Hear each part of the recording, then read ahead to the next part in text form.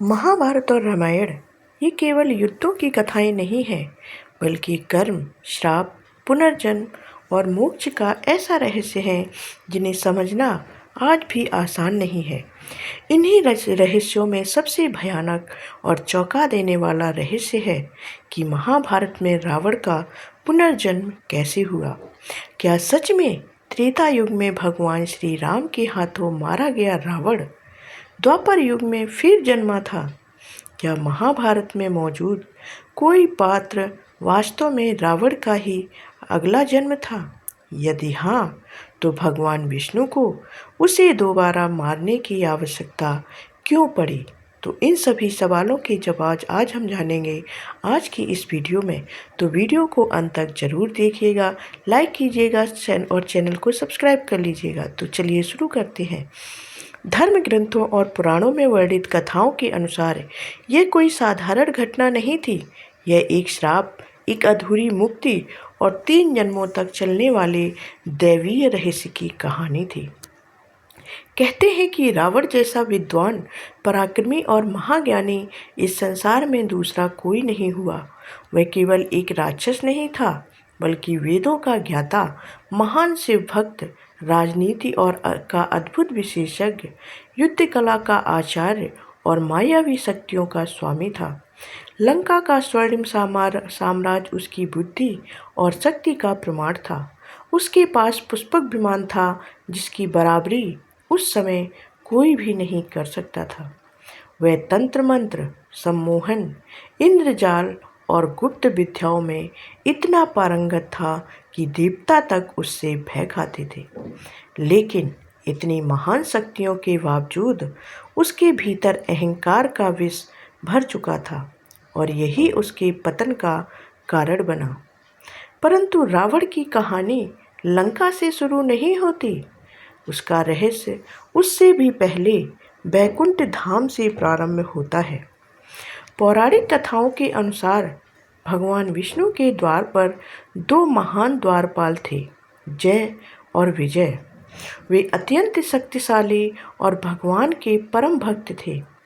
एक दिन सनक, सनंदन, सनातन और सनत कुमार जैसे महान ऋषि भगवान विष्णु के दर्शन करने वैकुंठ धाम पहुँचे, लेकिन उसी समय भगवान विश्राम कर रहे थे। जय और विजय ने ऋषियों को भीतर जाने से रोका। ऋषियों को यह अपमान सहन नहीं हुआ। क्रोध से उनका शरीर कांप उठा और उन्होंने श्राप दे दिया कि तुम दोनों भगवान के द्वारपाल कहलाने योग्य नहीं हो। जाओ, राक्षस योनि में जन्म लो। जय श्राप सुनते ही जय विजय भयभीत हो उठे। उन्होंने ऋषियों से क्षमा मांगी। तभी भगवान विष्णु स्वयं वहां प्रकट हुए। उन्होंने ऋषियों से कहा कि उनका श्राप व्यर्थ नहीं जा सकता, लेकिन उनमें परिवर्तन अवश्य हो सकता है। फिर ऋषियों ने कहा कि तुम दोनों 3 जन्मों तक राक्षस रूप में जन्म लोगे और हर जन्म में भगवान विष्णु स्वयं तुम्हारा अंत करेंगे। उसके बाद ही तुम्हें पुनः बैकुंठ में स्थान मिलेगा। यहीं से शुरू हुई 3 जन्मों की वह भयानक यात्रा जिसने 3 युगों तक को हिला दिया था। पहला जन्म। पहले जन्म में जय और विजय बने हिरण्याक्ष और हिरण्यकश्यप। हिरण्याक्ष इतना शक्तिशाली था कि उसने पृथ्वी को पाताल लोक में डुबो दिया। चारों ओर हाहाकार मच गया। तब भगवान विष्णु ने 12 अवतार धारण किया। विशाल सुअर के रूप में उन्होंने समुद्र में उतरकर पृथ्वी को अपने दांतों पर उठाया, लेकिन हिरण्याक्ष बार बार युद्ध करता रहा। अंततः भगवान वराह ने उसका वध कर दिया। दूसरी ओर उसका भाई हिरण्यकश्यप तपस्या कर ब्रह्मा जी से ऐसा वरदान प्राप्त कर चुका था कि न वह दिन में मरेगा, न रात में, न धरती पर, न आकाश में, न किसी देवता से, न किसी मनुष्य से, न पशु से। इस वरदान ने उसे अहंकारी बना दिया था। उसने स्वयं को ईश्वर घोषित कर दिया। लेकिन उसका पुत्र प्रहलाद भगवान विष्णु का परम भक्त था। हिरण्यकश्यप ने उसे मारने के अनगिनत प्रयास किए, उसे विष दिया, हाथियों से कुचलवाया, आग में बैठाया, पर हर बार विष्णु ने प्रहलाद की रक्षा की। एक दिन क्रोधित होकर हिरण्यकश्यप ने महल के खम्भे पर प्रहार किया और चिल्लाया प्रहलाद से, कहाँ है तेरा विष्णु? क्या इस खम्भे में है? तभी खम्भा फट गया और वहां से प्रकट हुए एक ऐसा भयानक रूप जिसे देखकर तीनों लोग कांप उठे। वह रूप आधा न आधा मनुष्य न पूरा पशु, भगवान नरसिंह का अवतार थे वो। संध्याकाल का समय था, न दिन थी न रात थी। उन्होंने हिरण्यकश्यप को अपनी जांघ पर बैठाया। न धरती थी न आकाश थी, और अपने नखों से उसका सीना चीर दिया। उस समय न अस्त्र थे न शस्त्र था। इस प्रकार जय विजय का पहला जन्म यहीं पर समाप्त हुआ, हिरणाक्ष और हिरण्यकश्यप के रूप में। लेकिन श्राप अभी पूरा नहीं हुआ था। दूसरे जन्म में वही जय और विजय जन्मे, रावण और कुंभकर्ण के रूप में। रावण का जन्म महर्षि विश्रवा और राक्षसी कैकसी के घर हुआ। जन्म से ही वह असाधारण था। उसने घोर तपस्या ब्रह्मा जी की और ब्रह्मा जी को प्रसन्न किया और अमरता समान वरदान प्राप्त कर लिया। देवता, दानव, गंधर्व कोई भी उसे मार नहीं सकता था, लेकिन अहंकार ने उसे अंधा कर दिया। उसने तीनों लोकों में आतंक फैला दिया, देवताओं को बंदी बना लिया, ऋषियों के यज्ञ नष्ट करने लगा।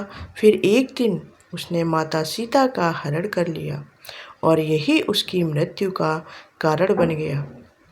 भगवान विष्णु ने श्री राम के रूप में अवतार लिया। राम और रावण के बीच भयंकर युद्ध हुआ और अंत में श्री राम के ब्रह्मास्त्र ने रावण के हृदय को भेद दिया। धरती कांप उठी, लंका जलने लगी और रावण का अंत हो गया। लेकिन यह अंत नहीं था। श्राप का तीसरा और अंतिम जन्म अभी बाकी था। रावण का यह दूसरा जन्म खत्म हो चुका था, जय और विजय का। अब तीसरे जन्म की बारी थी। द्वापर युग आया।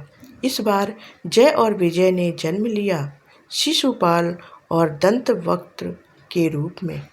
यहीं से जुड़ती है महाभारत में रावण के पुनर्जन्म की सबसे रहस्यमयी कथा। महाभारत के अनुसार शिशुपाल का जन्म चेदी नरेश दमघोष और श्री कृष्ण की बुआ श्रुतश्रवा के घर हुआ, लेकिन उसका जन्म साधारण नहीं था। जब वह पैदा हुआ तो पूरा महल भय से कांप उठा। उसके 4 हाथ थे, माथे पर एक सींग था, उसकी आंखें अग्नि की तरह चमक रही थीं। उसका चेहरा किसी राक्षस जैसा दिखाई दे रहा था। उसे देखकर उसके माता पिता तक डर गए थे। तभी आकाश में एक भयंकर आकाशवाणी हुई कि यह बालक अत्यंत शक्तिशाली होगा, लेकिन जिसकी गोद में जाते ही इसके अतिरिक्त हाथ और सींग गायब हो जाएंगे, वही इसका वध करेगा। यह सुनकर उसकी माता भयभीत हो गई। अनेक राजा महाराजा आए, लेकिन कुछ नहीं हुआ। फिर एक दिन भगवान श्री कृष्ण अपनी बुआ के यहाँ पहुँचे। जैसे ही बुआ का पुत्र यानी शिशुपाल को कृष्ण की गोद में रखा गया, उसके अतिरिक्त हाथ और माथे का सींग तुरंत गायब हो गया। पूरा महल स्तब्ध रह गया। माता समझ गई कि भविष्य में श्री कृष्ण ही उसके पुत्र का वध करेंगे। उन्होंने कृष्ण से विनती की कि मेरे पुत्र के 100 अपराध क्षमा कर देना। भगवान श्री कृष्ण मुस्कुराए और उन्होंने अपने बुआ को वचन दे दिया कि उनके पुत्र के मैं 100 अपराध माफ़ कर दूंगा। समय बीतता गया, शिशुपाल बड़ा हुआ, लेकिन उसके भीतर रावण जैसी ही घृणा, अहंकार और क्रोध भरा था। वह हर समय श्री कृष्ण का अपमान करता, सभा में उन्हें अपशब्द कहता, धर्म का उपहास बढ़ाता। फिर आया राजसूय यज्ञ का वह क्षण जब युधिष्ठिर ने श्री कृष्ण को अग्र पूजा के योग्य माना। तब शिशुपाल क्रोध से पागल हो उठा। उसने सबके सामने कृष्ण का अपमान करना शुरू कर दिया। 1, 2, 10, 50 और ऐसे करते करते 100 अपराध कर दिए। भगवान कृष्ण शांत बैठे रहे। उन्होंने अपने बुआ को वचन दिया था जो कि उन्हें निभाना था, लेकिन जैसे ही शिशुपाल ने 100 से अधिक अपराध कर दिए, श्री कृष्ण की आंखों में दिव्य तेज चमक उठा। क्षण भर में सुदर्शन चक्र उनकी उंगली पर घूमने लगा और अगले ही पल चक्र बिजली की गति से उड़ा। सभा में बैठे लोग कुछ समझ पाते उससे पहले ही शिशुपाल का सिर धड़ से अलग हो चुका था। पूरा राज दरबार भय से कांप उठा। लेकिन सबसे रहस्यमयी दृश्य उसके बाद दिखाई दिया। शिशुपाल के शरीर से निकली दिव्य ज्योति सीधे भगवान श्री कृष्ण में समा गई, क्योंकि उनका श्राप समाप्त हो चुका था। जय और विजय को अंततः मुक्ति मिल चुकी थी। यही कारण है कि कई धार्मिक मान्यताओं में कहा जाता है कि महाभारत का शिशुपाल वास्तव में त्रेता युग का रावण था।